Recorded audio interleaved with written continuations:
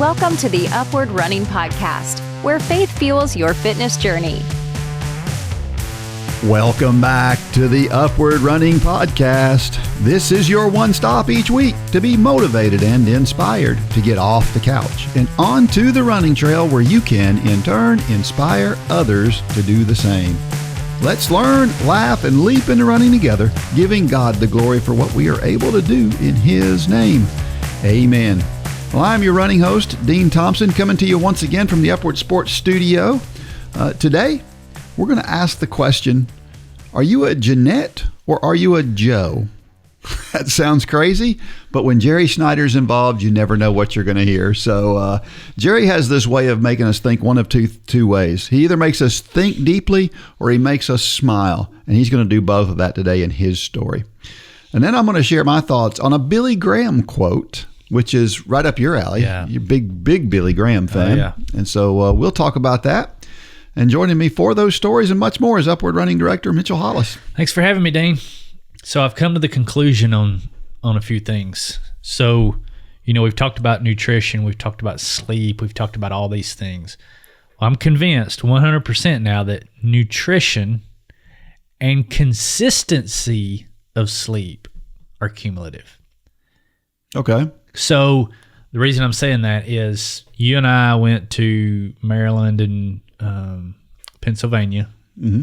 and then I came back and was here a day or two, and then I went on a family vacation to the Smokies, and then I came home and I was home a day, and then I've been on a trip with our leadership team from Upward. And so basically for a week and a half, broken just a little bit, I have been not eating good. Notice I didn't say I couldn't eat good. I just didn't eat good. Right. When you're out and I haven't been sleeping good because I've been hotels and, things like that. And I have been eating and sleeping very irregularly. I mean, you and I were eating dinner at 9 o'clock, 9:30 at night. Mm-hmm.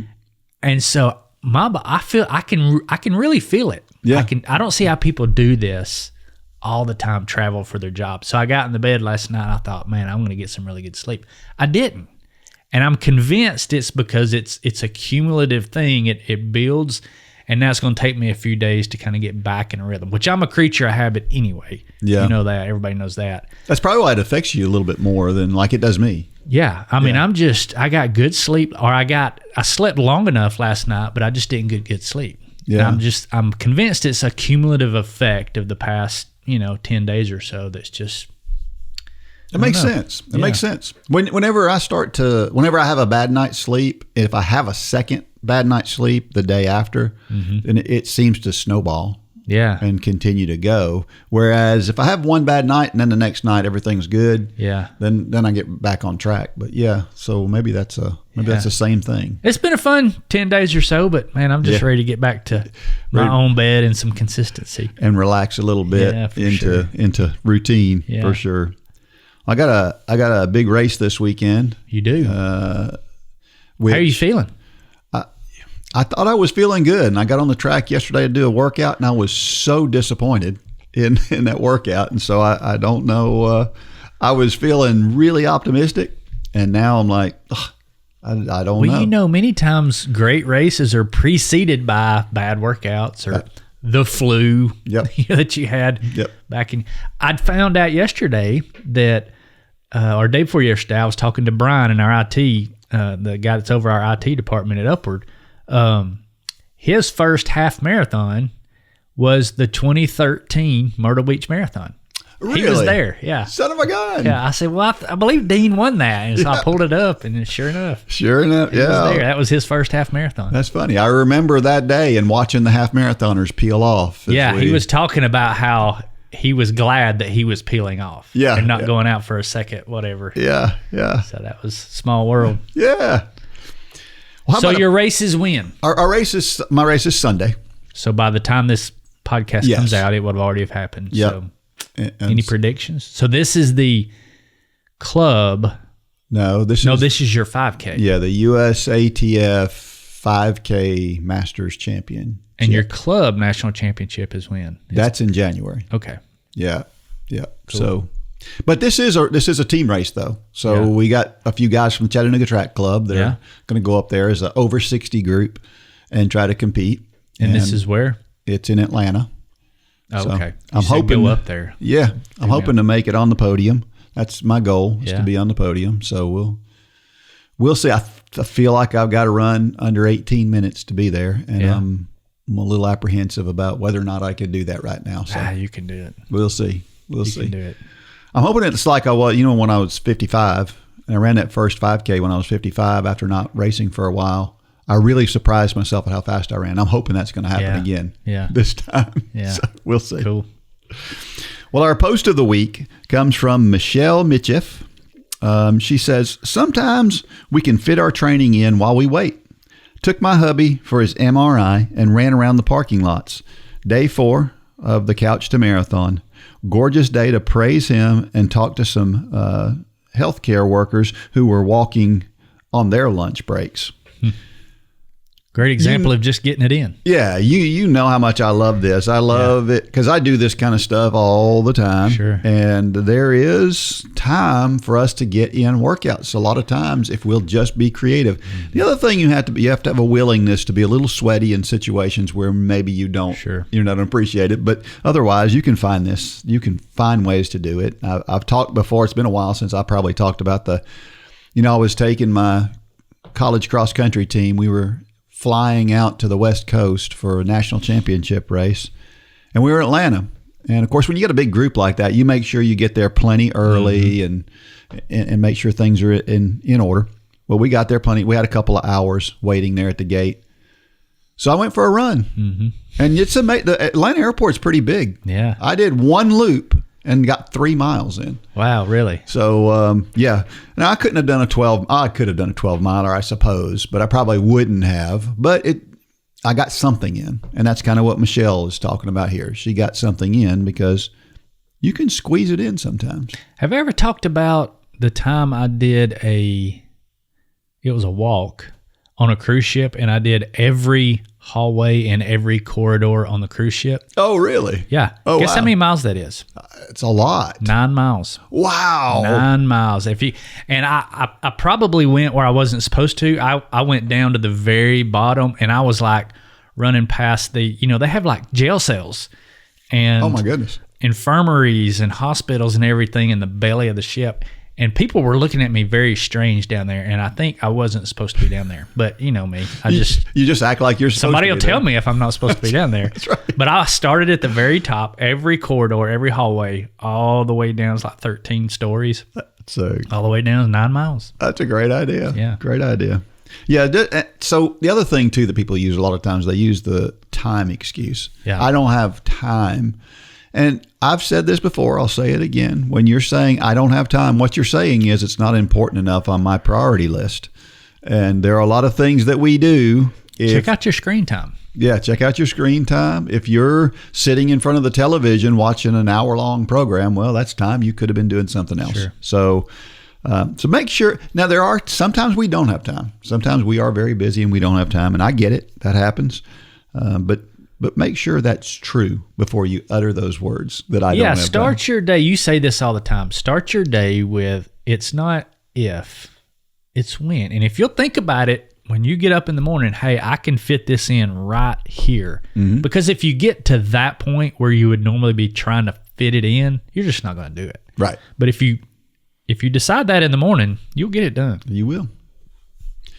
Our run of the week comes from Alaura Page Adams. She said this: for the past week, I felt God telling me for this race I should leave my watch behind and not use my phone or earbuds. Was I hearing right? At the last second, I grabbed my watch fresh off the charger, just in case. Drove close to an hour to get there and found the cute little Lutheran church that was hosting the event. The presence of God was tangible. Did a 1.7 mile warm-up, according to my watch, that I was supposed to leave behind. Minutes before the race was to begin, my watch battery died. Okay, Lord, I hear you. So the watch stayed in the car and the phone and earbuds remained off. What a beautiful area with the foliage peeking. I had no idea what my pace was as I ran, but I listened for the ultimate coach telling me when to push it, when to slow down. It was a very hilly course. I came across the line around 9:37, so I estimated my time around 36 minutes. Just looked up my results at home, and I'm quite satisfied with that. Hebrews 12:1, therefore, since we are surrounded by such a great cloud of witnesses, let us throw off everything that hinders and sin that so easily entangles, and let us run with perseverance the race marked out for us. Forgot to mention, been sleeping great several nights in a row. Of course, last night I was awake all night with GI issues of all times, so I was so frustrated, but God said, as he often does, I will sustain you. That's a great post. That's a great post, yeah. Yep. It's funny how God will give us those messages, the weird messages that make no sense. Mm-hmm. Why would you leave your phone, your earbuds, when that's what you normally do? Why would you need to do that? But and then sometimes he'll wink at you and do things like make your watch battery die. Yeah, which is even better when that happens. But it's so if you don't do that, if you don't completely unplug at any point in your day, I encourage you to do that. I do it every morning. When I get up, I spend an hour. We've talked about that, but I don't have a phone. I have my watch to know what time it is, but I don't have my phone. And just getting rid of your phone for an hour a day is, it's great. Yeah. You kind of stress about it the first few times you do it. You're like, am I missing something? Is somebody looking for me? No, they're not. Yep. And you're not missing anything. Yep. Just enjoy the time with God, and you can really focus on God, because if your phone is laying there, I don't care if it's flipped upside down. I don't care if it's in your pocket. It's a distraction just by being there. So kudos to her for doing this. So true. I like this idea of listening to the ultimate coach too. Yeah. And one of the things that I tend to always want to be the driver. That's why I teach my small group on Sunday mornings. Is I like being the guy who's doing the leading of the group a lot of times. And so as a coach, it's kind of built into me. But I like it when sometimes I can take a back seat and just take orders and just do what somebody else has planned. It's really enjoyable when you're driving most of the time. And so to me, that's why we should be so easily let go and let God drive for us, because it just feels good to do that. Yeah. If we can do it. Yeah. And to your point, we get anxious when we do it, but it's not if we can do it. It's we can do it. Yes. It's if we choose to do it. That's right. That's right. Just like getting those runs in. We can. We just have to choose to. That's right. Yeah. Thanks for the correction. The trivia question from last week: how many times has the United States won the World Cross Country Championships? The short answer to this is the United States has won 11 team championships and 10 individual championships. But that's a little bit misleading, because we've never won the senior men's team title or the junior women's team title. Now, the senior women have won 5 times and the junior men have won 6 times. But the last time any of our teams won the World Cross Country Championships was way back in 1987. It's been nearly 40 years since we have won. As a matter of fact, it's been, I think, that long. No, we had a group of men on the podium in 2011-ish, somewhere around there. We had one group that ran really well. But other than that, it's a big drought. Yeah. It's, we have, on the senior side, we have 4. And when I say senior, that means the professionals. The juniors are under 20-year-olds. So 4 senior women's wins and 2 men's wins. And those came back to back. And then 5 junior men's. No junior women's podiums, either team or individual. So I don't know if we don't normally take a team or what happens there. But the senior titles is what really matters, and it's been since the 80s since we've done anything there. Now, I think that now the World Championships have been around since 1973. Back in 1973, the East Africans, the Kenyans, the Ethiopians, and the Ugandans, who dominate the World Cross Country Championships now, they weren't really participating much at that time. And so That's why a lot of European teams and we were able to do better then than we do now. But I feel like we have a shot this year to get on the podium. The World Cross Country Championships this year are in the United States only the third time ever. And it looks like all the big players, all the big names in the United States that we have, they're all planning on running. I was listening to Connor Mance talk about it, and he was saying he's not sure if he can make the team. If Connor Mance can't make the team, that's a stout team. Yeah. So I think we got a shot to do well this year. So we should at least be in the hunt. So it should be a lot of fun to watch. The qualifying races are in December. The championship race is in January. And it'll be really hard to break through those three powerhouses, but I think we have a shot. So we'll take a closer look at it as we get closer to that time. This is just kind of a teaser.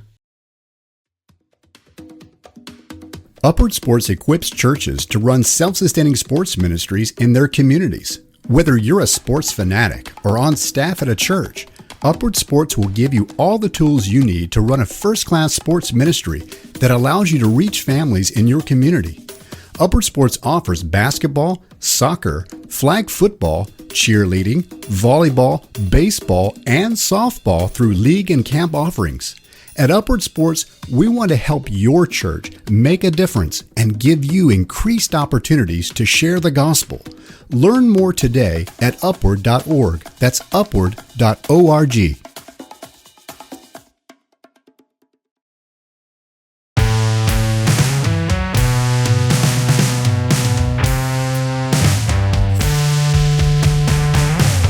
Don't forget to submit your story. We need some more stories, and so we would love to share your story right here on this podcast. We're going to share somebody's story here in just a few minutes, and you want to be a part of that because somebody needs to hear your story. So please get on Dean, that. I told you before the podcast, I was listening to Sue Evans and Melissa Lagana on the way home yesterday from out of town, and Melissa's story, man, it just rung my bell again. Yeah. And that's the power of stories. We talk about, listen to, and dissect these stories week in and week out. And still, when I hear them, they still kind of rock my world. So, yeah, I mean, it doesn't matter how vanilla you think it is. We say this all the time. You may think it's just an unassuming story. It's not a big deal. Somebody needs to hear it. That so is get a us fact. your story. Yes. So here is an interesting story. This past week, Mr. Beast, if you don't know who he is. So who is he? I've heard this name. I've seen him on products. What is his claim to fame? He's a YouTube guy. He has 450 million subscribers. 450 more people million. Than in the United States. Yes. It's incredible. But anyway, so he got together. Apparently, he did more than just running. He did some other sports as well. But he got Melissa Jefferson Wooden, who is the person who won both the 100 and the 200 at the World Championships and has one of the best sprinting years ever this past year. And at the University of North Carolina, she lined up with 100 men on the sideline of a soccer field and raced across two soccer fields. And she beat all 100 men. And the deal was if anybody could beat her, they got $100,000. So that's a pretty big incentive. Yeah. Well, one guy was probably ahead of her at one point. Came within like a tenth of a second, and it was a neat thing to watch. Mr. Beast does all of it. He did something with Noah Lyles here a couple of months ago, and another guy that challenges people and is a YouTube guy, and got them together, and there was money involved in that one as well. And so he does some good stuff, some interesting stuff, and I mean that's why he's got 450 million subscribers, because he does stuff that's interesting. That's insane. But I thought this was a cool story. What was bad about it, I guess, depending on how you look at this, it really depends on how you look at this. when they got through, they said number 35. They were all wearing numbers on their shirts, and the guy was wearing number 35. And he goes over to number 35. He says, "Number 35, you look good. You came pretty close." Said, "Are you a track athlete?" He was like, "No," and that was it.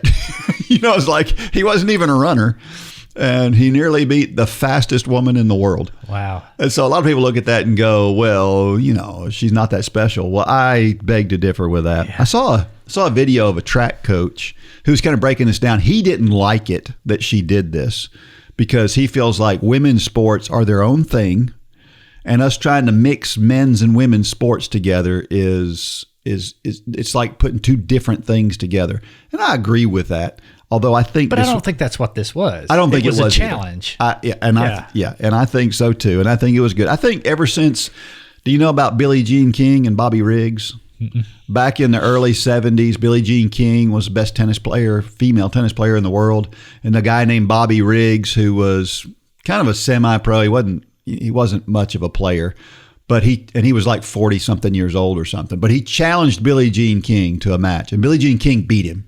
Yeah. And that ever since then, we've been obsessed with this idea of bringing men and women together and women trying to beat the men. But that's not what this is. This is more about let's have some fun. Yeah, and let's fun. Yeah. And I think we should be celebrating women for being women and doing things that women do. Yeah. Sure. And so it was a really neat thing to do. I'm sure she got a big payday out of this, which was great for her. Yeah. And we still know that Melissa Jefferson Wooden is the fastest woman alive. And there's no question about it. Well, our buddy Jerry Snider is on the docket again today, and he's talking about being positive, which is sort of the way that he is and the thing that he talks about more frequently than anything else. This one is called, Are You Jeanette or Are You Joe? Things turn out best for those who make the best of the way things turn out. That's from John Wooden, the legendary basketball coach. Mary Mapes Dodge, born 1831, is best known for a children's novel she wrote called Hans Brinker and the Silver Skates. It was translated into several languages and became a bestseller. Many years later, the story made its way to Hollywood and became a Disney movie. Mary also wrote poetry, and in my opinion, this is one of her best. It has a lesson for all of us. Jeanette and Joe. Two girls I know, Jeanette and Joe, and one is always moping. The other lassie, come what may, is ever bravely hoping. Beauty of face and girlish grace are theirs for joy or sorrow. Jeanette takes brightly every day, and Joe dreads each tomorrow. One early morn they watched the dawn. I saw them stand together. Their whole day's sport 'twas very plain, depended on the weather. "'Twill storm," cried Joe. Jeanette spoke low. "Yes, but 'twill soon be over." And as she spoke, the sudden shower came beating down the clover. "I told you so," cried angry Joe. "It's always a-raining." Then hid her face in dire despair, lamenting and complaining. But sweet Jeanette, quiet, hopeful yet, I tell it to her honor, looked up and waited till the sun came streaming in upon her. The broken clouds sailed off in crowds across a sea of glory. Jeanette and Joe ran, laughing in, which ends my simple story. Joy is divine, come storm, come shine, the hopeful are the gladdest, and doubt and dread, children believe, of all things are the saddest.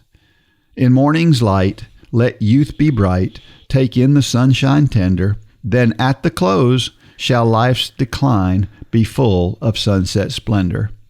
And ye who fret, try like Jeanette to shun all weak complaining, and not, like Joe, cry out too soon, it always is a-raining. And that brings us to a very important question. Are you Jeanette or are you Joe? Is the glass before you half empty or half full? The famous British statesman Winston Churchill liked to point out, a pessimist sees the difficulty in every opportunity, an optimist sees the opportunity in every difficulty. I heard a story long ago about a man who fell out the window of a very tall building. As he passed by each window on his way to the ground, he said to the people watching him, "I'm all right so far."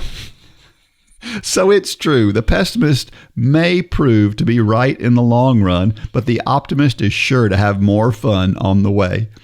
Why not choose to believe the best about people and circumstances, beginning with yourself? First Lady Eleanor Roosevelt liked to say, "The future belongs to those who believe in the beauty of their dreams." Attitude really is everything. It's a great story, Jerry, as always. Yeah. Man, how true is this? It's so true. It's so true. What's funny is after I read this story, having written the story that I wrote for this week, these go together. So it's always fun to watch God put these things together and how these stories go together. It's pretty cool. So I think I'm Jeanette, but there are times when I have to fight off Joe. Yeah, that's a good way to put it. Yeah. Yeah. Because you can get in those slumps and everything turns gloomy, but I think I'm pretty good at, usually I have to talk things out. Yeah. You know, if I just keep it into myself, it's like I slowly become Joe. But the minute I get to somebody, usually it's my wife, that I'll just dump it on, and we'll go for a walk, and I'll talk, and I'll dump all this stuff out. And by the time it's over, I'm like, okay, I'm Jeanette again. She's got you straightened out. Yeah. And the truth is, we all have a choice. Sure. Of being Jeanette or Joe. We really, really do have a choice, and it really is that simple. When we look at the Bible, when you look at Paul, I mean, Paul was in jail and he chose to be happy and to do positive things regardless of the fact he was in jail. I mean, how much worse can it be than being in jail? Well, and I think the cool thing about believers is, and I went back up to see exactly what it says. It says the hopeful are the gladdest. We have a hope that can't be taken away. That's right. And that's the cool part. The minute we start feeling like Joe, all we got to look back to is we have the ultimate hope. We win the game in the end, no matter what happens to us during the game. Just like Jerry, he talked about the lady, Eleanor. Who did he talk about falling down the building? It's like, I'm okay. I'm okay. Yeah. And we can do that because we know that when we ultimately hit the dust, there's a pillow at the bottom. And we've got eternity with Christ. So that's... I don't know if that's what this story was trying to parallel to, but to me, that's what I saw. Yeah, absolutely. Absolutely. And this parallels well with running. Sure. Because the more positive you are, the better your running goes. It's just that simple. Mm-hmm. The faster you run, the better you run, the better you feel. I've even noticed that people who are negative, I feel like tend to be injured more than people who are positive. And I think maybe part of that comes from the relaxation that you get from being positive. I think when you're more positive, you're typically more relaxed, and I think the tenser you are, the more likely you are to have injuries and issues like that. So it's a big deal. The woe is me attitude, and the woe is me. I mean, we're in the victim Olympics these days. Everybody wants to talk. Never heard it put that way, but that's dead on. Yeah. Yeah. Everybody wants to talk about how tough things are for them. Sure. And everybody's got their toughness. Everybody's got their thing they have to overcome. And some people it's harder than others. Mm-hmm. I'll give them that. But dwelling on it, not good. It's never going to be good. It's never going to help you to dwell on negative things. And you just have those people. I remember there was a guy that I ran into this past weekend who he's negative all the time.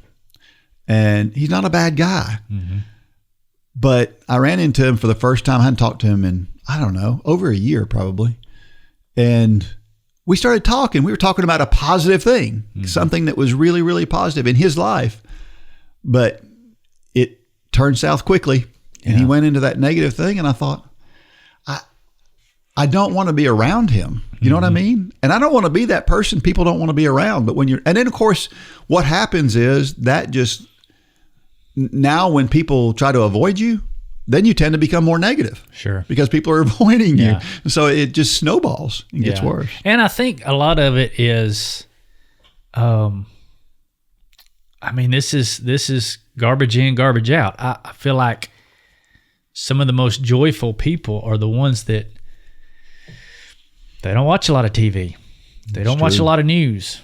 They don't look at social media a lot. I think in our day, I mean, you said it's what did you say, the Olympics? The Victim Olympics. The Victim Olympics. That perpetuates that. Yeah. Because if it bleeds, it leads on the news. And if it's bad and gloomy, that's what they run with. And they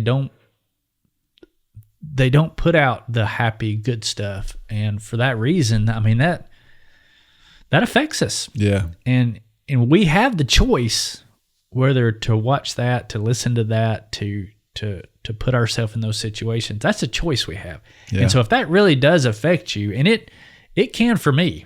Yeah. That's why I have this, 8 times out of 10, social media is not on my phone. Yeah. And those 2 times out of 10, I realize why I like that 8 times out of 10. Yeah. So, I mean, it's not on there now, but, a couple weeks ago it was on there. And it's like, but that's the first step, is understanding what makes you become, is it Joe? Yeah. Joe. Because we all have Joe in us.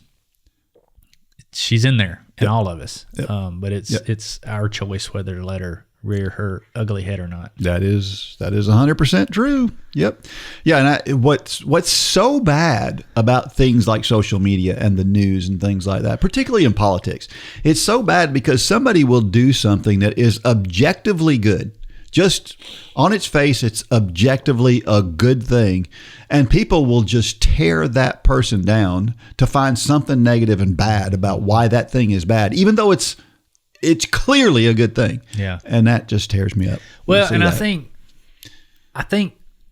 we have to be honest with ourselves about the things that get us in those positions. We talk about, it's cool to use the sleep app now, because we've talked about in the past, it's not saying we shouldn't eat that dessert after that meal. What it does is it shows us the idea, if I do this, it's going to result in this. Mm-hmm. And a good example is my uncle. He was with us on this trip to the Smokies, this family trip. And he's one of those that drinks coffee. I mean, 9 o'clock at night, he's drinking coffee. And he's like, it doesn't bother me. It doesn't bother me. But we were all staying in this house together. And one particular night, there was some rowdy teenagers or a party going on in a house behind us. And I got up twice that night. Both times I got up, he's sitting in the living room. And I'm like, Jim, it affects you. Yeah. Yeah. But he's like, oh, it's not the coffee. Okay. And so that's one of those things that if social media, if you're ill all the time after looking at social media or watching the news, be honest with yourself. Yeah. That is causing this. It's not saying you shouldn't look at social media. Sure. It's saying you need to understand what's going to happen as a result of that. Yeah, that's a good point. Philippians 4:11-13, I've learned the secret of being content in any and every situation. Whether well-fed or hungry, whether living in health or in want, I can do all things through Christ who strengthens me. We don't usually get this verse in context like that. Normally we just get the last part there. Sure. And it's way better in context. And I had a situation this week that showed that I'm making progress in this area. This whole idea of being okay in whatever situation. So I mentioned I'm going to this race this weekend. Well, when I booked my hotel room, and like a few minutes after booking my hotel room, I wanted to see how close is the hotel to the race site. I figured it was really close enough to walk, but I wasn't sure. So I went in to check it. Well, guess what I found out when I went into the race site? After booking my hotel on Friday night, I found out for the Saturday morning race, I found out that the race is Sunday morning. Oh. So I booked it on the wrong night. So I called the hotel. Well, I booked it through a third party. You know how that works when you do that. And so in the past, when they're telling, while I'm on hold for 14 minutes. You're about to get transparent here, aren't you? Yeah. I was on hold for 14 minutes, and I finally got somebody, and they immediately transferred me to somebody else to be on hold for a little longer. Mm-hmm. And I get there, and the guy says, while I'm on hold, I'm checking the website, and the website says, we can't help you on this third party people. You need to contact the hotel because we booked the thing through the hotel. So you need to contact them.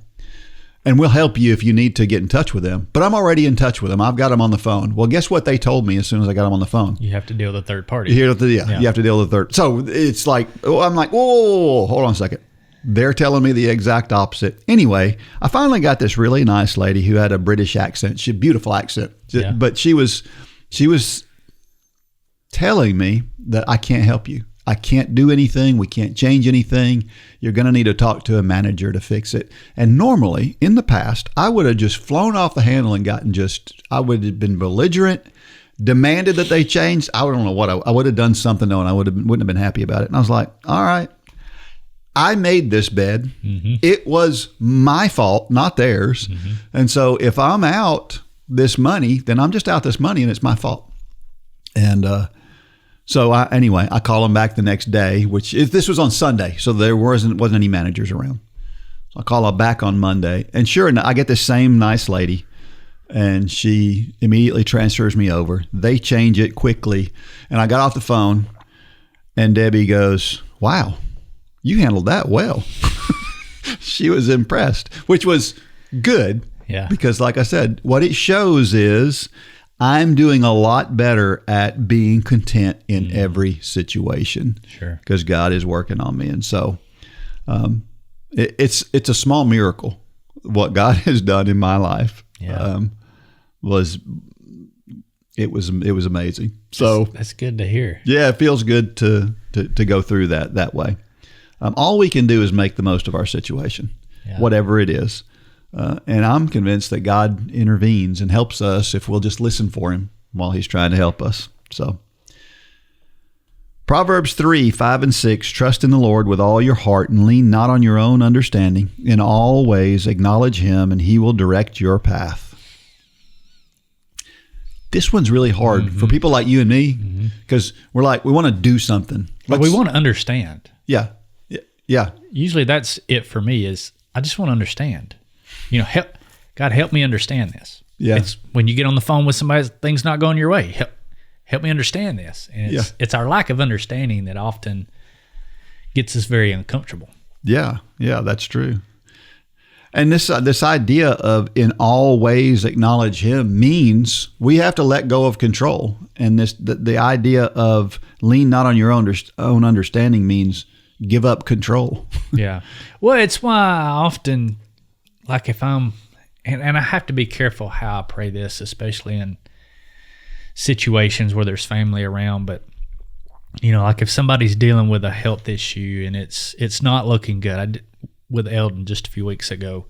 My prayer in the hospital room for him was, it wasn't looking good. He was given basically a death sentence, and you pray, God, heal him. But if you choose not to, comfort us, help us understand, help us see you in this situation, because so many times that's when we go to blaming him. Yeah. Because it's not the way we want it to happen. And sometimes we just don't understand. With Eldon, there was people, because of his salvation right there at the end, that whole family, I have no doubt, is being radically transformed because of what God did in his death. Yeah. But so many times we don't want to acknowledge him. We want to get mad at him. But God's got a handle on all this. This is not the end of the story. Eldon's life in that hospital bed was not the end of the story. By far it wasn't. But we have to have that eternal perspective sometimes, but that's so hard to understand. Yeah, it sure is. It sure is. And back to Jerry's whole premise here is it's way easier to be on the right side of that equation when you're positive versus when you're negative. When you're negative, you want to blame God. You want to think, oh, the worst is going to happen, and you won't even notice the fact that the family is impacted because you're just busy focusing on the negative thing. Yeah, I firmly believe that if you would have flown off the handle, if you would have been the dean of 10 years ago on that phone call, you probably wouldn't have got that room moved. Probably not. But they acknowledged, hey, this guy's being understanding, but it's usually how we react to things ultimately determines what outcome is there. It's not the other people usually. Yep. As much as we want to blame them, this was their fault. And you said, no, this was my fault. Yep. When you go in with that countenance and that attitude, people act differently towards you. Yeah, for sure. Romans 8:28, and we know that all things work together for good to them who love God, to them who are called according to his purpose. This is one of my favorite verses, and this is the verse that I lean on. For me, when things aren't going well, this is the verse to me that just shouts in my head. Because, you look at, you mentioned Elton. Well, look at Charlie Kirk, something that everybody knows about and probably felt to some degree. It was horrible for a lot of reasons, and we can focus on all the horrible things and the reasons why that was so bad, and there are many. But there are people today who have found Jesus because Charlie Kirk was murdered. And although that doesn't we'd still rather have him here, but it's a good thing that came from it. And if you're not positive, back to Jerry's premise, if you're not positive, you're going to miss that. You're just going to it's just going to go right over your head. You're not even going to see it. So when things don't go well, ask God, what are you trying to tell me? Or God, how are you going to use this? It goes back to that when I was laying in bed, the day that I missed that day of running. For most people, if they missed a day of running, they wouldn't think much of it. To me, it was devastating. Yeah. And it was stupid because I was a dummy that I missed that day of running for no good reason. And you want to fix those things, and you can't fix those things. Sure. And so you're like, well, and you feel so inadequate. You feel so. But what I did was I took a step back and I thought, okay, God, what are you trying to tell me? And he told me some beautiful things in that moment. A lot of times, if we'll just take a step back, just pause for enough time to ask the question, God, what are you trying to do and what are you trying to accomplish here? He'll reveal it to you. Well said. Take inventory. Are most of your friends Jeanette or Joe? Ooh. I think I'm drawn to the Jeanettes. Yeah. I don't have patience for, and I have them, the Eeyores in my life. Yeah. Everything's bad. Everything, I'm drawn to, and that's just the thing is the Jeanettes are just more attractive people. Yeah. And the Joes in your life, they're just not attractive. And I'm saying that lovingly because I can be Joe sometimes. I'm not attractive sometimes when I get in one of my moods. But I thank God that he's, through the years, it's not that I don't get in those moods. It's I realize I'm being a Joe quicker than I used to. Yeah, that's a good way to put it. It's not saying you won't ever be a Joe. We're all Joe sometimes. Even the nicest of people, they've got their moments. But, I think most of my friends are Jeanette, but I think God keeps some of those Joes in our life to keep us in check, because a lot of times you see that Joe in your life and you're like, I acted like that last week. How bad. I mean, and so sometimes you see a mirror. Yeah, when you're looking at Joe. Yeah, it's like, true. That's a good way to put it. I thought about it from the opposite side. Yeah. So I too, I have both, probably more Jeanettes than Joes, but I think it's important that we have Joes in our life for the opposite reason. So I think about my friend John Bagley. John Bagley's gone to meet the Lord now, but John, I don't care when he met somebody, I don't care what faults they had. He was going to find the most positive thing about him, and that was the thing that was going to come to the forefront for him. He was positive about everything. Well, he taught me a lot. I learned from him watching the way that he dealt with people, and he had an impact on me. Well, we can have an impact on others. Sure. And I think it's important that we do have an impact on others, because people who are Joes are never going to become Jeanettes unless they hang out with Jeanettes. Yeah. And so it's really, really important for us to almost mentor those people. They say you are the average, you are the average of the five sum people. Of the total people you hang around. Yeah. And so if all the Joes, those five people that they're hanging around with the most, if they're all Joes, well, then they're never going to become anything but a Joe. And so, but if you're one of those 5 and you're a Jeanette, well, that increases the chance that Joe can become a Jeanette. Yeah, if you hang around 5 Joes and 3 Jeanettes, you're a sum total of a -2 Joe. Yeah. And I mean, that is how it works. Yep. I mean, because it's cumulative. It does. If you're just around negativity all the time, which is what social media is by and large. Yeah. And the news. Yeah. If you're just constantly in that soup, it's not saying you shouldn't go to it. But if your screen time's 8 hours a day, you're gonna be more of a Joe than you are a Jeanette.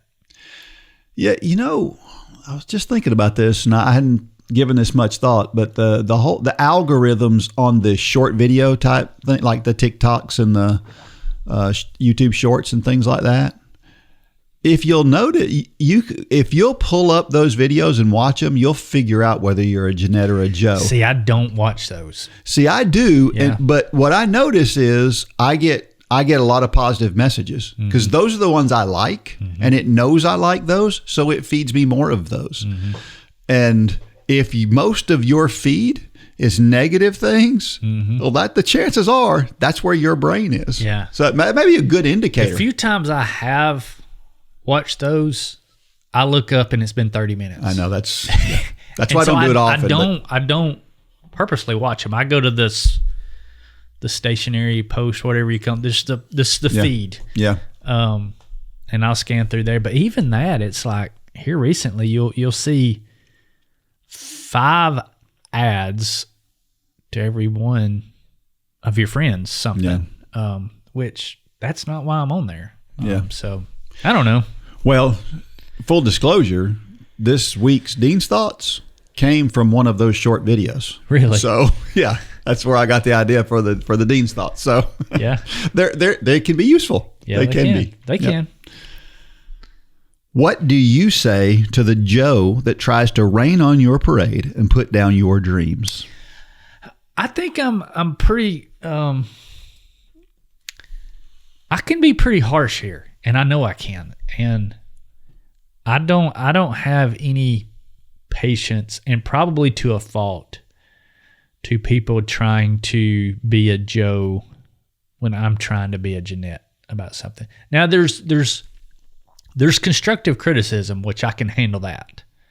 But it's when somebody's trying to just dig on me or be a Joe in my life, I probably react too harshly in situations. Like I said, not constructive criticism. If it's somebody that I trust and is close to me, I'm fine. Yeah. But when it's somebody online, or like we have the people even in this ministry who will get the email messages or and it's like, I'm not going to say that. They're just the Joes, and it's why you and I don't do what Holly does. Holly is kind of the customer service end of the running of Upward Running, and she handles the Joes much more lovingly than you or I do. Yep. I don't know. I need to work on that. That's a place I need to work, but because I tend to justify it. Yeah. And it's not justified the way I react sometimes. Yep. And I'm the same way. I do think we have to have a dogged determination to stay on whatever that positive path is. Man, I don't want to talk about politics, but I do want to talk about politics right here. And here's what I want to bring up. This whole peace deal in the Middle East is a big deal. Yeah. It is a big deal. And like him or hate him, Trump made that thing happen. And he made that thing happen because Trump, and a lot of Democrats are saying the same thing to their credit. Yes, to their credit for sure. The reason that they got there was because Trump would not allow the negativity to permeate all of that. When Netanyahu said something, he said, "You're so negative." That's what he said directly to Netanyahu. Why are you so negative? Yeah. And it's because he's like a dog with a bone when it comes to those things. And I think that when we're doing things and we know we're on the path that God has for us, whatever that thing is, maybe it's running related, maybe it's work related, maybe it's personal related, whatever that thing is, and you know that God has you on that path, don't let people come in. And when somebody says to you, tries to bring you down, just look at them and go, why are you so negative? And just keep going, because God's got you on that path for a reason. And sometimes he throws that negativity in there for a reason too. And sometimes it's to motivate us a little bit. And I think when somebody tells Trump he can't do something, I think it motivates him. Yeah. And so just, man, get in there like a dog with a bone and go after it, whatever that positive thing is. Yeah. If it's something God's laying on your heart, absolutely. Yeah. The thing we got to be careful of, make sure it's something God's laying on your heart. Right. Make sure if you haven't prayed about it, you better pray about it. Yeah, for sure. Last question. How can you make yourself more of a Jeanette and less of a Joe? Get the Joes out of your life. Be a net positive. If you've got 5 Joes in your life, make sure you got 10 Jeanettes. Yeah, that's the bottom line. Because you can't get rid of them, nor should you. Yeah. To your point earlier, we can be a light in the lives of the Joes. But, it makes me think of are you a thermometer or are you a thermostat? If you can be a thermostat where you set the temperature of the room, or you can be a thermometer which only reflects the temperature. And if you got too many Joes in your life, you're going to become a thermometer. Yeah. The Joes are going to start to change you. Oh, that's a good point. Well, I thought about it from this standpoint. I think love, period, love. I'm going to give you an example. There's a guy that I know who so many people avoid him because he talks a lot. Everybody knows that person that just talks a lot. Mm-hmm. And sometimes it's off-putting, and sometimes he's not necessarily a Joe. He's not a negative person, but he's somebody who you don't, those people you don't want to get stuck talking to is the way people put it. But I look at him differently. Mm-hmm. The first thing I think is I feel bad that some people feel that way about him, first of all, because he's got a good heart. And what I do is I look at the positive aspects of him. The man's in his 80s. Mm-hmm. It's amazing that somebody in their 80s does the things that he does. And so I choose to look at those positive things. And that's just the love that I have for this man. And I think that if we are going to change the attitudes, we need to pass that kind of a mindset along to everybody. Because if we all loved all of the people around us as Jesus commanded us to do, then we wouldn't have a bunch of Joes, because everybody would be affected by it, because almost everybody would be a Jeanette and everybody would be affected by it, and it would lift all, the rising tide lifts all boats in that case. So I look at it like this. No matter what Debbie does, it's positive. Mm-hmm. I don't care what she does. Yeah. As far as I'm concerned, she can't do anything wrong. Mm-hmm. Why? Well, because I love her. And as far as I'm concerned, I'm going to interpret everything she does as positive, period. End of story. Well, what if I looked at everybody that way? Yeah. Then I would look at everything. How radically could that change the world? Yeah. We're very quick to prescribe motives, and that typically is to our demise, not that person. That's right. Upward running is the best way to stay motivated for your fitness and faith journeys. You get these weekly podcasts, but there's so much more. We have proven training plans available for you, whether you're just at the beginning of your fitness quest or you've been running for 20 years. We have something for everyone, and it doesn't matter where you are with God either. We have something for you there too. If you're not a member, join today at upwardrunning.com. It is the best value you'll find to fuel both your faith and your fitness.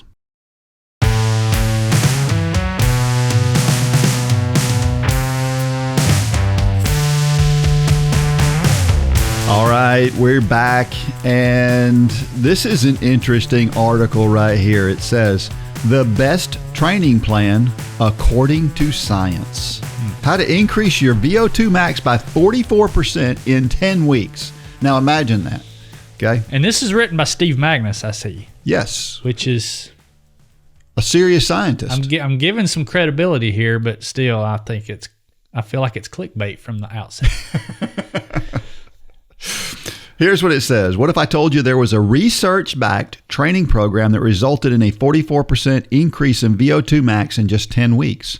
That you would improve linearly, getting better every week, and that this program only took 40 minutes a day, and that amateurs with little training background could do it. Sign me up, right? So he shares this graph where clearly that's exactly what it shows. It shows a linear improvement on VO2 max for 10 solid weeks in a row. There's just one problem with this study. The results obtained were true.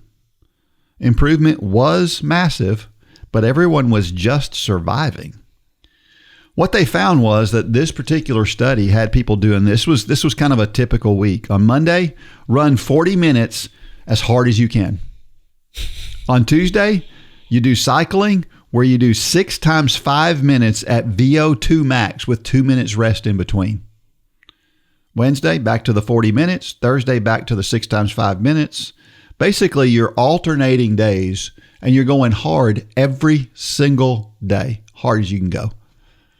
And it works. Do this for 10 weeks. Your VO2 max will increase. The problem is you can't keep doing this. And we tend to think that the way that he puts it is we tend to think that overtraining is always just around the corner. And if we do just a little bit more, we go a little bit faster, our performance. I don't say overtraining is just around the corner. You don't say that? No, I mean, but a lot of people do. Right. Yeah. I've always leaned more on the side of more intensity, from our background. Yeah. Which you can do in triathlon because which he was alternating here though. He was alternating here, but it was still only two. If you added in some swimming, maybe, I don't know. Anyway, they all got better, and only one person in this group reported a minor injury. But here's the problem, and this is the point behind what the point he's making here is that most research studies on training programs are poor, and this is a poor study because, sure, it shows that you'll improve, and it's true, you will improve, but it's also a recipe for disaster in the long run. Mm-hmm.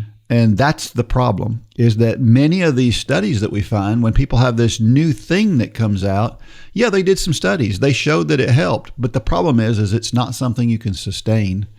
And in this case, this was something where all of these people that were in this study, only one of them chose to continue doing it. He did it for 3 more weeks.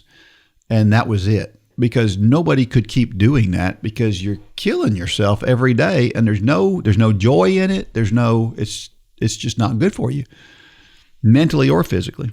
And I don't know. I thought this was really interesting. I'd never seen this before. I never saw this study before. But we can hammer ourselves to the point to get better. Mm-hmm. But at what cost, I guess, is the question. So, what I thought of when I read this was people who start running and they're not using our program when they start running. This is what they do. Yeah. Right? They go out and they run as far as they can. And then as soon as they have to stop, they stop. Mm-hmm. And then the next day they go out and they try to run as far as they can again. Mm-hmm. And then the next day they do it again.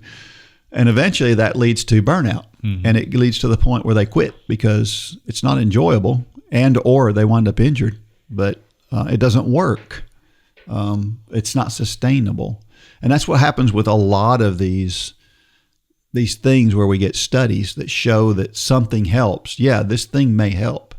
But is that thing something that you can continue to do? Yeah.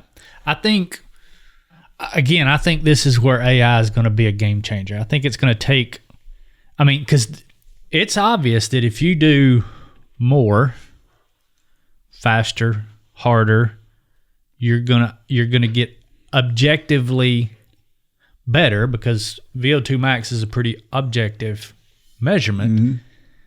The key is to find how to do that without reaching the point of burnout or injury. And we have very subjective measurements of that in the past in training. But if you take all the objective data points, VO2 max, heart rate variability, resting heart rate, training load, all these things that can be studied from a medical standpoint, and you combine that with the subjectivity of training, and then you look at billions of data points, which we can't do. We don't have the capability of doing, but AI does. It's going to be interesting. Yeah, it's going to be very interesting. It is. Over the next few years, because I do think there's something. I keep saying that science is, or AI is going to tell us that it's better to do, 3 long runs in a week. That's an example. I think there's going to be something like that is going to go counter to everything we've thought in the past. I don't know what it is. Yeah. Maybe it's we rest. Maybe its training blocks should be 9 weeks on, 1 week off, or something crazy like that. Yeah. Because it's going to be getting us closer to that rivet, which is what everybody tries to do, but nobody has ever mastered. I think AI is going to get us closer to that. Yeah, I think you're right. I remember reading the book Running with the Buffaloes, and it's a story about a particular season with the Colorado cross-country team. And I remember reading and watching and thinking about their training was brutal. I mean, brutal. It was like they were running fairly hard almost every single day. And I thought, I don't know how those guys could hold up. But a cross-country season is only a limited amount of time. And so their bodies can hold up to that. And so I guess it makes reading this study, that made sense. But what happens is a lot of those guys, they don't run after college because they're just completely burned out because they're miserable. Sure. So, yeah, interesting. Well, it's time for Dean's Thoughts, and that's a time when I share something I've written about the intersection between running and faith. I was listening to a Billy Graham sermon recently, and this quote hit me hard. It really is something I've thought about a lot over the past year or so. This is called, "Comfort without conviction is spiritual sedation." Billy Graham once said, "Comfort without conviction is spiritual sedation." It is still a powerful warning today, directed at churches that avoid challenging their congregations, opting instead to make everyone feel good while sidestepping the harder work of confronting sin and discomfort. And when we reflect honestly on the state of our physical health as a society today, it is clear that Graham's principle applies just as sharply in the realm of wellness and physical fitness. Let's be honest, comfort can be deceptive. There's a tendency in our culture to redefine what is healthy to something that is more comfortable than it really is. There is an increasing push to celebrate all bodies as healthy, regardless of habits, and encourage people to accept themselves without striving for improvement. Obesity is a major health risk, and it's often downplayed. People are told there's no reason to lose weight or adopt healthier habits because it would be uncomfortable to do so.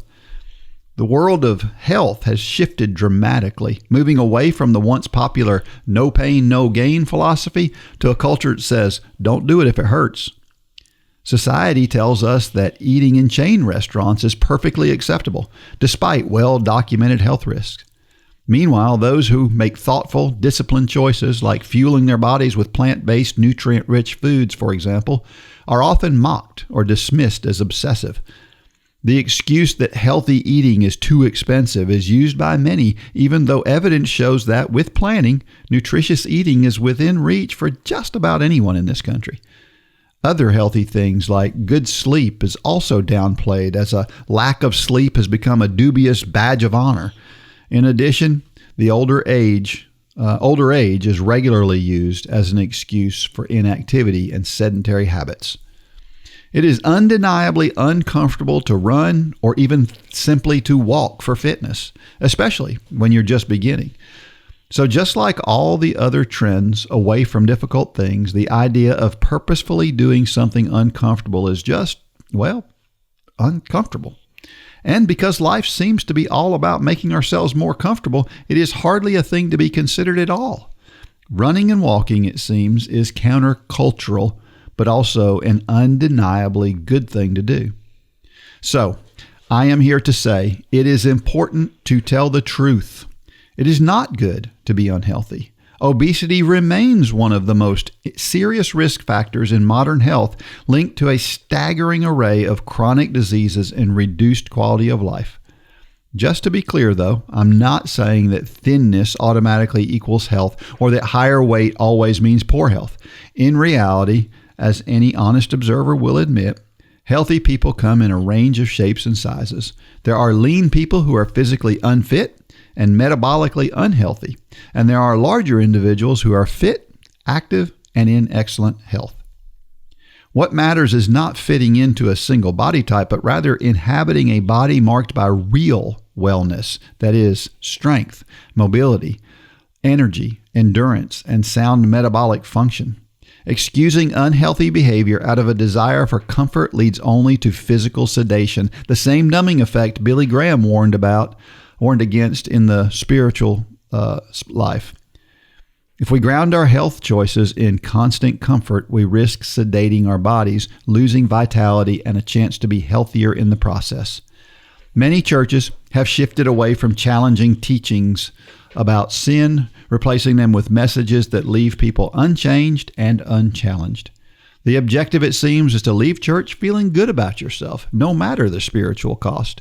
Even worse, many of today's churches seem to teach that God's blessings are chiefly visible and in ease and personal comfort. Yet throughout Scripture, blessings rarely look like mere comfort. Rather, it looks like growth, transformation, and often suffering and struggle.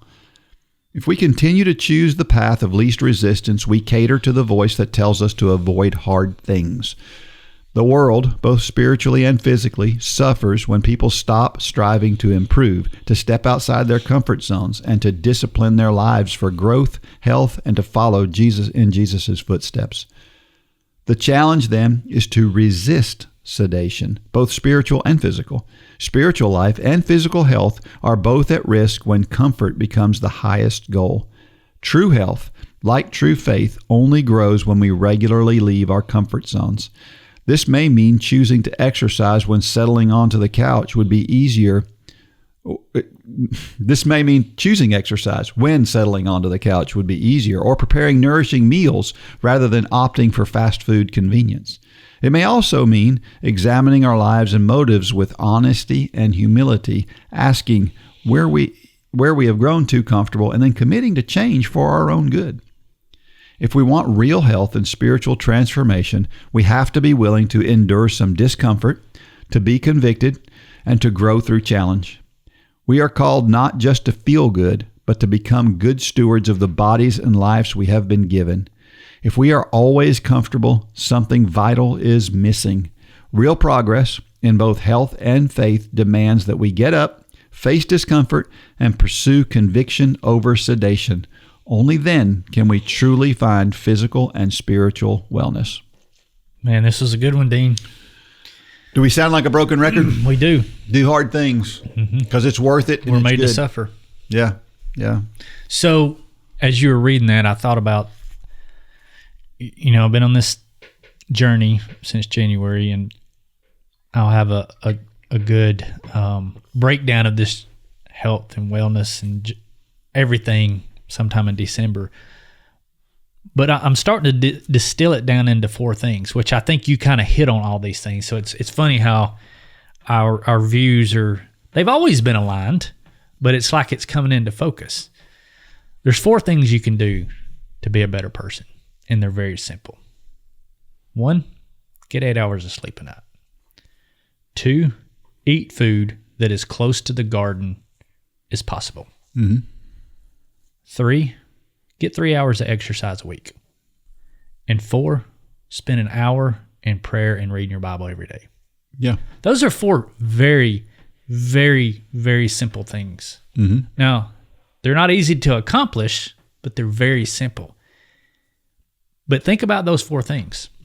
Society says do the opposite on every one of them. You true. said it. Our less sleep is a badge of honor. Mm-hmm. Sedentary lifestyle is the way to go. We celebrate unhealthiness now. Fast food, eat how you want to eat. That's celebrated, and spending time with God is not a priority at all, even in our Christian community. Yeah. Nowadays. But if you will do those 4 things, this is kind of where my journey is going. Yeah. Is trying to distill it down into a few simple things, and that's where I'm at today. And it really is simple. There's no need to complicate it more than that. And, I feel like that we are on the road to spiritual and physical sedation, as he put it. And if we don't have the desire to go out there and to get in some exercise and have the desire to spend time with God very purposefully, if we don't have that desire, we are on the road to being sedated. We should have that. Now, again, to your point, it's not always easy to get those things in, but we should have the desire to get those things in. And if we don't, we're already on the road to sedation. But it takes, going back to our earlier comment, it takes being honest with ourselves, because most people that hear that, they'll say 7 hours a week in prayer and being in the Word with Christ. Look at your screen time. Yeah. I challenge everybody, turn that setting on your phone.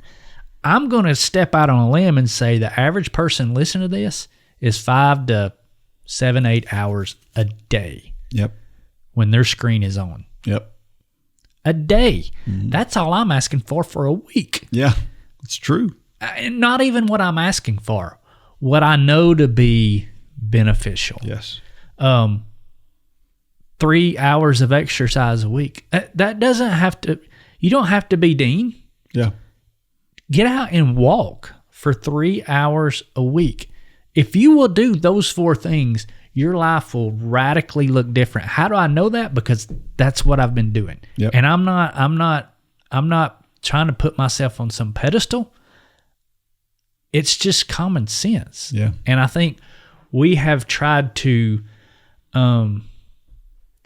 complicate things. Every stuff has got to be complicated for there to be a market for it, right? Yep. Everything. Yep. You look on social media and it's like, we've got this secret sauce.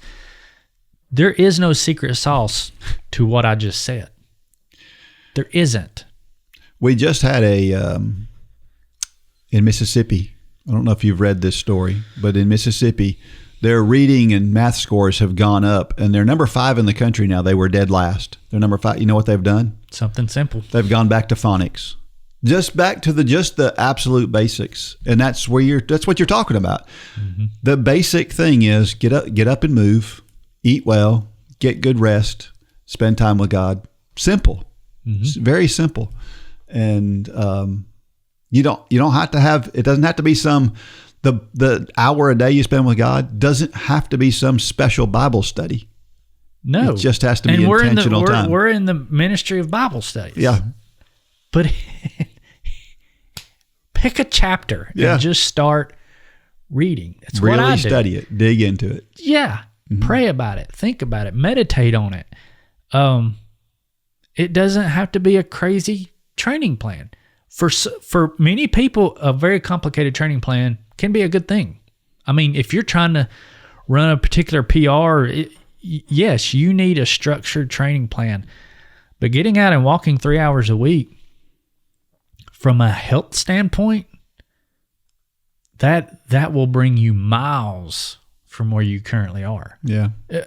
The distance between sedentary and walking 3 hours a week and walking 3 hours a week to some kind of PR, that first step is where all the benefit is. Yeah. The health benefit, the physical benefit, the cognitive benefit, the lack of depression. We've always said that exercising 3 days a week would drastically, now I'm not a physician, but it will drastically reduce depression in your life. Drastically, that's a good word. Yeah. Drastically. Drastically. Yeah. I need to go back to phonics, don't I? It absolutely will. In short, we have to stop obsessing over comfort. Yeah. Because that's where we've gone. We're looking for everything to be easier in our lives. And you know what? That's a good thing. It is a good thing to want things to be easier. It is great. I was talking about yesterday, I was doing a little devotion. I was talking about how if I wanted to understand how to improve my VO2 max back when I was in high school, I had to do a research project to figure it out. Sure. And now I can find out in seconds on my phone. And that's a great thing. Mm-hmm. There's nothing wrong with convenience. However, that makes it even more important today that we're intentional about doing the harder things, because back then we had to do hard things just to get by sometimes. We don't have to do them now. We have to get back to doing the basic things. Because again, like I said, so many of us, and I've been in this category before, it's like I want to do that nuanced thing, that new thing that's going to increase my VO2 max, and I've researched it and I've bought the right shoes to help me get there. Meanwhile, I'm missing half my workouts in the week. Yeah. We've got to get back to the base. And that is an example that bleeds over into every area of our life. Yeah. We want to become Billy Graham by doing this new age spiritual thing. Meanwhile, we're spending less than 10 minutes a week actually talking to God. Yeah. And same thing for our health. We want to get on this, I want to eat a kale salad every afternoon for dinner, but meanwhile we're eating breakfast and lunch at Chick-fil-A and McDonald's every day. It doesn't make sense. Do the big, smart, simple things, and you'll be far better. Amen. At Upward Sports, we're all about helping you on your fitness journey, but we also want to support you on your faith journey as well. You can sign up today for the self-paced Bible in a Year Challenge and listen every day as I read through the entire Bible in 365 episodes. As a bonus, I also give you helpful tips of the day and finish with an encouraging quote in each episode. You must be an Upward Running member to participate in this exciting and edifying challenge. Sign up and start listening today.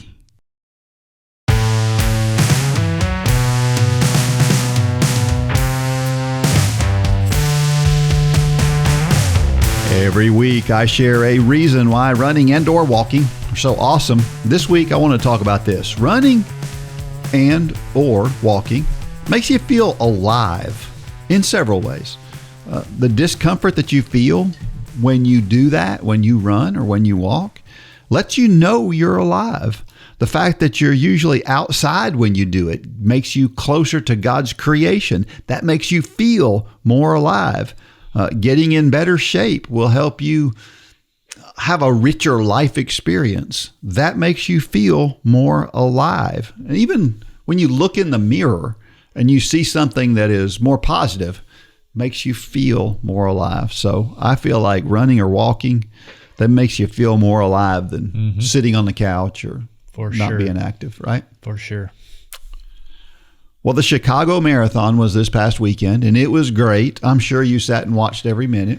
I didn't, but one of our pastors was there, and That's right.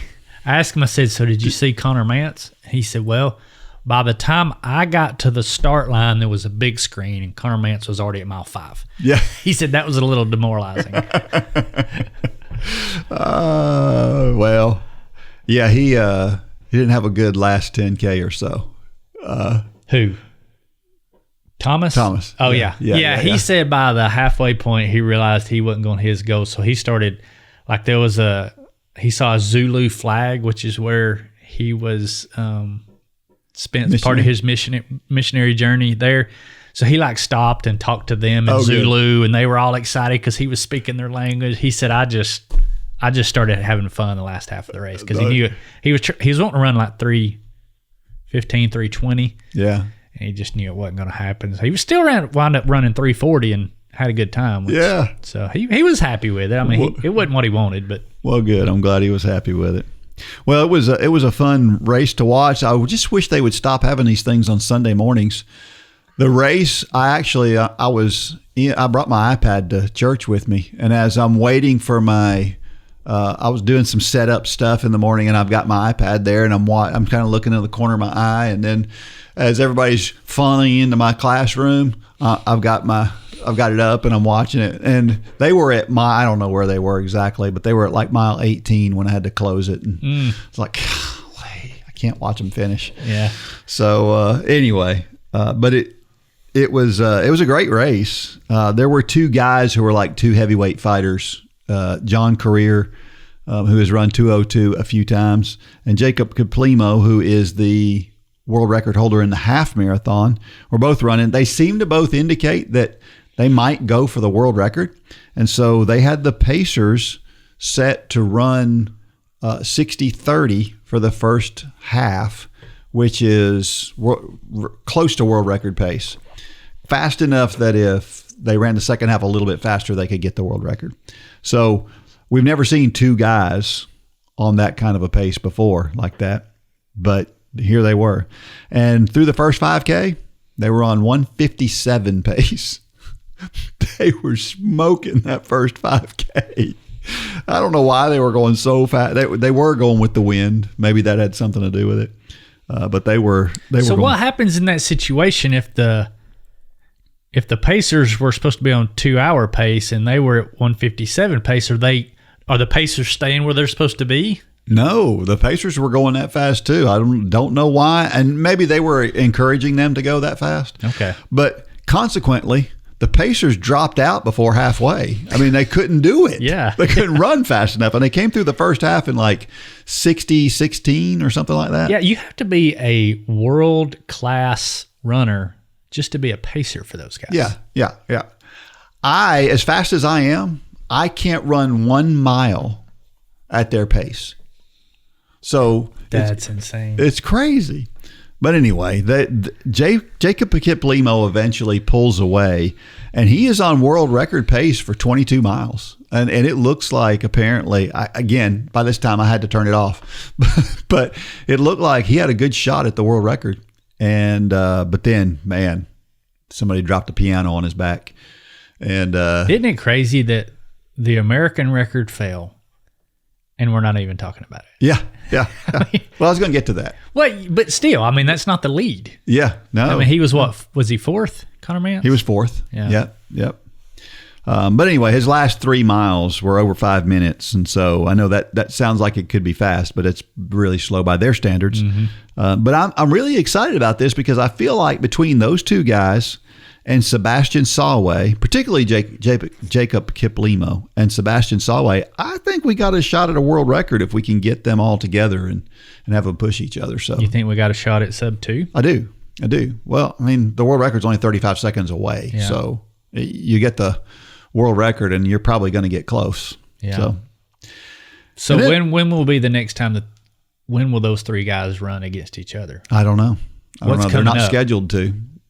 So okay. Yeah, they're not scheduled to. London would probably be the next chance to do that. Which is when? It's in March, I want to say. But I don't know that they'll get them all together for that. But it would be great if they would, for sure. But Conor Mantz went into this thinking he had a really good shot at breaking the American record, which was held by Khalid Kanuchi. And sure enough, the record was 2:05:38, and Conor ran 2:04:43. And his splits, which also broke the unofficial, which was Ryan, right? That's right. Yeah. Yep. Broke it too. He ran 62:19 for the first half and 62:24 for the second half. That's some pretty good pacing. Pretty even splits. Yeah.